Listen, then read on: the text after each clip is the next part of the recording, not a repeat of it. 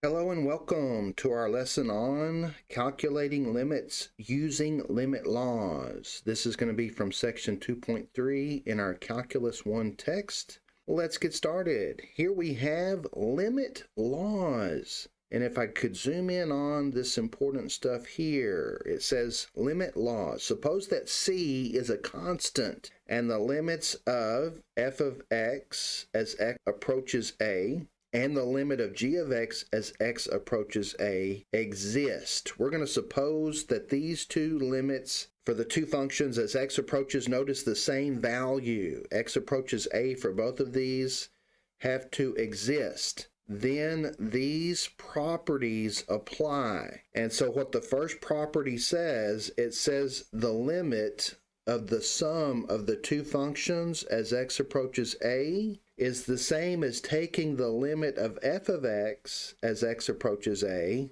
and the limit of g of x as x approaches a, taking those limits separately and then adding their results. Second, the limit of f of x minus g of x, again, can be separated where we take the limit of each function separately and subtract their results. Third concept, if you have a constant times a function, that constant can be pulled out in front where it says that you can take the limit of f of x and multiply that result by the constant. Okay, so coefficients can be pulled to the front of the limit.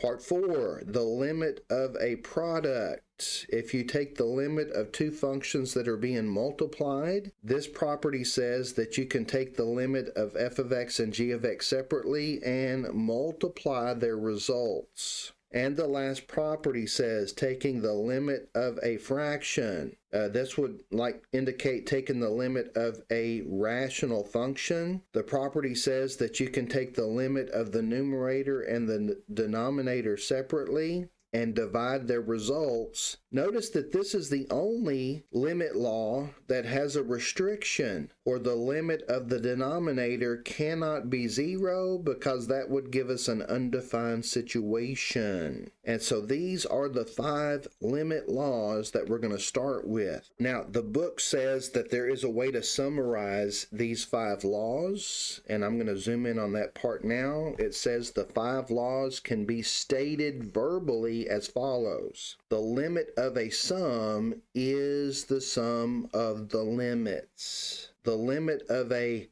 difference is the same as the difference of the limits. The limit of a constant times a function is the constant times the limit of the function. The limit of a product is the product of the limits, and the limit of a quotient is the quotient of the limits. Again, with the restriction that the limit of the denominator cannot be 0. In addition to the 5 limit laws we've talked about, we also have the power law and the root law. And the power law says if you're taking the limit of a function raised to a power, you can take the limit of the base. Remember, a base has a power. You can take the limit of the base and evaluate that result at the given exponent. This requires that the exponent be positive, and it also requires that it be an integer. If it's not an integer, then it would be a root.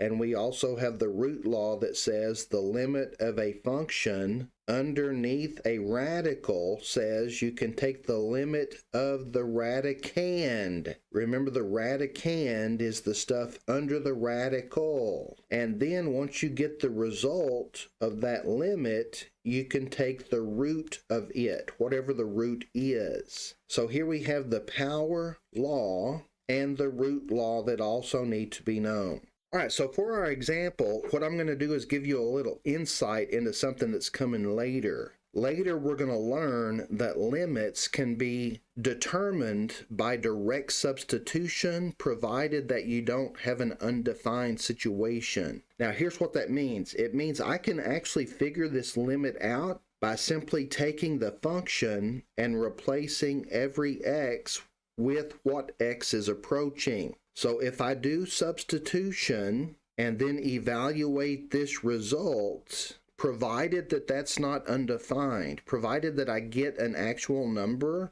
that will be the limit of the function. So we can see that this limit is going to result in 89. Again, to summarize what that means, it means as x approaches 5, y approaches 89. Now what I want to do is I want to demonstrate this result using our limit laws, which means I'm going to do this problem in as many steps as possible. Here we go. We've got the limit as x approaches 5. I have a difference and a sum. So I'm going to demonstrate the sum and difference law first, which says that we can take the limit of each term separately. This would be the difference law demonstrated here. The limit of a difference is the difference of the limits. And then the sum law. The limit of a sum is the sum of the limits. And so this initial step here, again, was illustrating sum and difference law. Next, I have coefficients. I have this 2 and this 3 that I can pull to the front of their limits, and that would illustrate the constant multiple law. So then we can rewrite this as 2 times the limit as x approaches 5 of x squared minus 3 times the limit as x approaches 5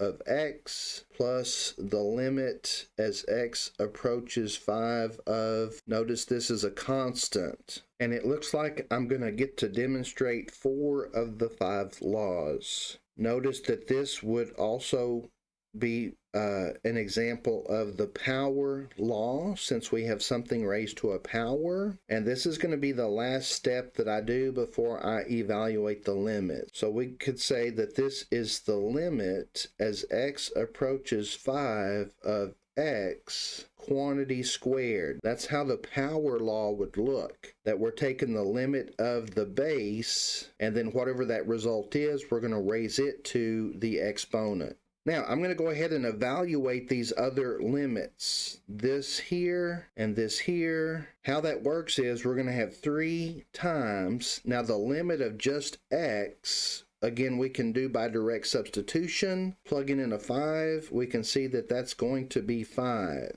So the limit of x as x approaches 5 is 5. And the limit of a constant is the constant.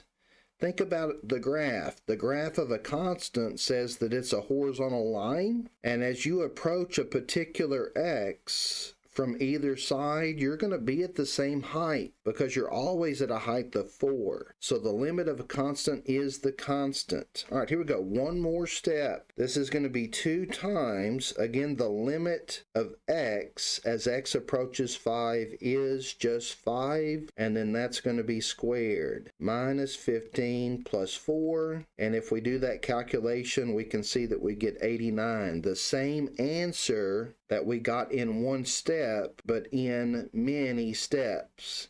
There's no reason to do that in this problem except to illustrate those laws that we're trying to get across. Next concept. This is what I alluded to earlier, that we can use direct substitution to find the solution, provided that the function exists at a. So what this says, it says the limit of a function as x approaches a is the function value at a. Now that's going to work for every polynomial function or any rational function. That's what this property says. Rational functions have fractions, and this is only going to work provided that f of a exists, or you could say provided that f of a is defined. And so here we have 2 examples that we're going to look at. First example, we have a rational function. Now, if we do direct substitution, initially, we're going to get 0 over 0, which is undefined. So the initial appearance is that this isn't going to work with direct substitution. But lucky for us, we have good algebra skills. And what we can do is we can factor the numerator. Since the numerator is the difference of squares, we're going to factor and get x plus 1, x minus 1 all over the denominator of x minus 1, and then notice that this rational function will reduce. We can eliminate those common factors, which is also going to eliminate the undefined situation. And so what's left over now is simply x plus 1. And since we eliminated the undefined situation, we can now get the solution with evaluation. Evaluating at 1 is going to give us 1 plus 1, which is 2, and we're through. Now, I don't think I would be given good instruction if I didn't illustrate this with Desmos. So let's go to Desmos and verify that this limit is 2 as x approaches 1. All right, so here we are in Desmos. We have our function input. Notice that this function is linear, and the reason for that is because when you reduce the fraction, you get x plus 1, which is linear, which has a slope of 1, but also has a y-intercept of 1. Now, what x were we approaching? We were approaching x is 1. So if we get on the curve and approach 1, can you see me coming in? The x's are getting close to 1. Look at the y. Look, closer. It's getting close to 1.9.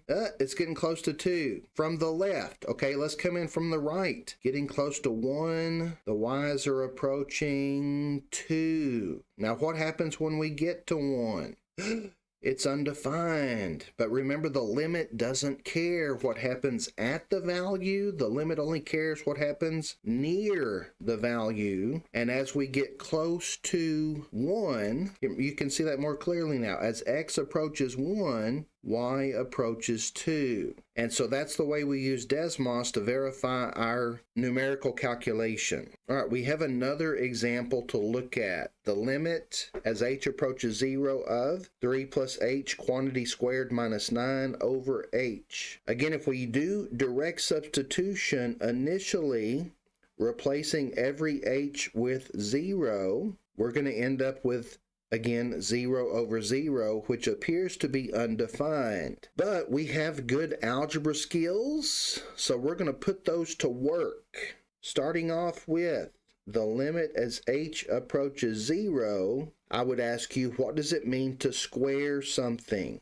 Doesn't that mean multiply by itself? And here we can see that 3 plus h squared is going to indicate the FOIL method. So we're going to F it up. We're going to FOIL it. And I'm going to take this part and work on it. Here we go. Doing the FOIL. 3 times 3 is 9. On the outside, 3 times h is a positive 3h. On the inside, again, we have positive 3h. Last but not least, h times h gives us h squared minus 9 over h. Now, look what's going to happen to my 9s. They eliminate. And then if I simplify the numerator, we're going to have h squared plus 6h over h, and then notice that the numerator has an h that I can factor out. And at this point, we can see that those h's in the denominator will eliminate. So all of this work shows me that this limit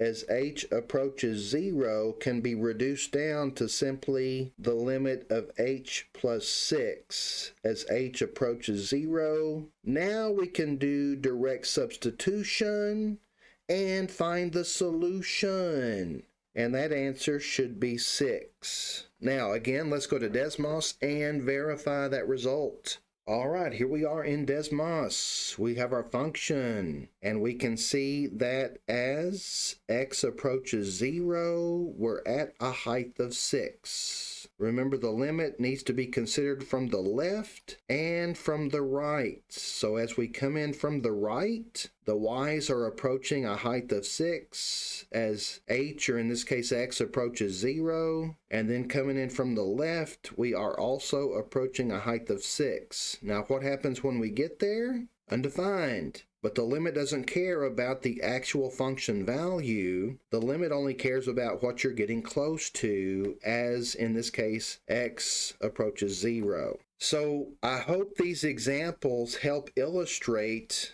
how we can evaluate a limit with direct substitution and find the solution, provided that we don't get an undefined situation, or at least if we do get an undefined situation, we can eliminate that problem. All right, so the next concept that we run across in this lesson, in this section, is something we've already mentioned, and that it is the limit exists. The limit of a function as x approaches some value exists and equals L if and only if, zooming in on this so you can see this clearly, the limit from the left and the limit from the right both have to be the same value. In other words, if you're looking at a function, you have to approach the same height from the left and the right in order for the limit, the overall limit, to exist. And here's an example to illustrate that. We're going to prove that the limit as x approaches 0